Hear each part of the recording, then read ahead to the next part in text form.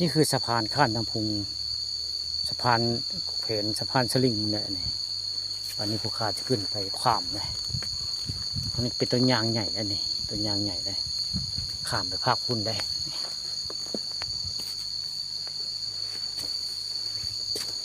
นี่แหละสะพานสลิงข้ามน้ำพุงบ้านมุงคำตำบลนาตาลแหละ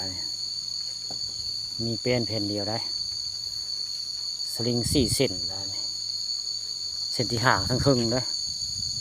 เส้นที่ครึ่งคือเส้นที่5แล้วผู้ข้ามาความสลิงเนี่ยมาเลยข้ามสะพานสลิง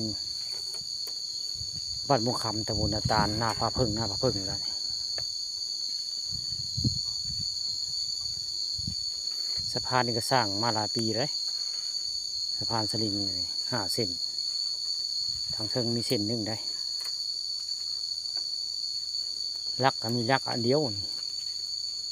ลักปูนพระเจ้าทีไว้ลักไม้มันสีดอกไว้ง่ายอันนี้ลักปูนพระเจ้าบุดอกนี่นะสะพานข้ามน้ำพุงบ้านเตาบ้านนั้นม่วงคำแล้ว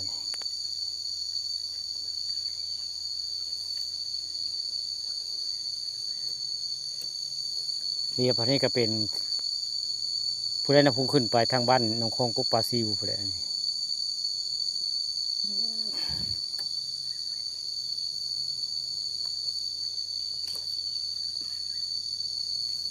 นี่แหละคือน้ำไหลลงมาทางนี้ลงไปจะคำเพิ่มหมดละน้ำพุงอะไรมันหอมด้วยทางเทิงนี่บริกว้างได้ธรรมะตะงอยมันกว้างอันนี้ทางใต้ได้นี่ไหลลงพุ่นเรียบตะงอยไปละไปพญาตะงอยลำพุงเลยนี่แหละตามสะพานสลิงสะพานข้ามน้ำพุงแหละ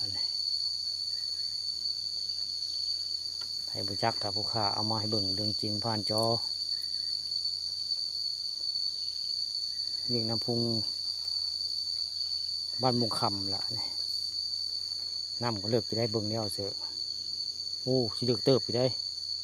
คาดว่าเพียงโคเพื่อน้ำนี่อย่างน้อยเพียงโคเลยน้ำใบหน่วยได้นี่พอผู้ข้าเห็นมันแห้งดู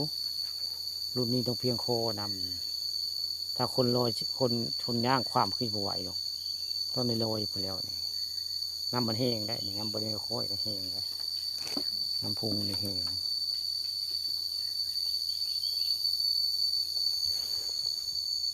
ควรไปกระจิ้มมิ่มได้ประมาณ100 เมตรพอแล้วความไกลประมาณ100 เมตรข้ามน้ำพุงมานี่แหละสะพานข้ามน้ำพุงบ้านตะงอยโอพิษบ้านมุงคำหน้าวัดผาพึ่งแหละหน้าวัดผาพึ่งเลยสะพานเลยใครมาผาพึ่งก็มาเที่ยวมาชมได้หมองอยู่หน้าวัดผาพึ่งปรีทางหมองสวนยางนี่แหละเขามานี่ก็ซีเมนต์นั่นแหละนี่คือสะพานสลิงแหละลงไปกับน้ำพุงขุ่นแท้ทิวทัศน์สวยงามง่ายสะพาน2แหละนี่สะพานแรกทางใต้ได้สะพานแรกทางใต้นี่คือสะพาน2เลยมัดจะกุ้งยางนะทางใต้เห็นมักกุ๊กเรือเลยกุ๊กเรือ2 ต้นทางใต้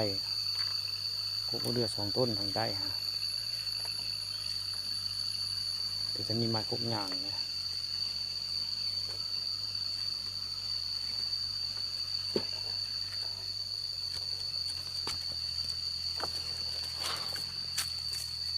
นี่แหละข้ามไปเกิน2 คนคนวัน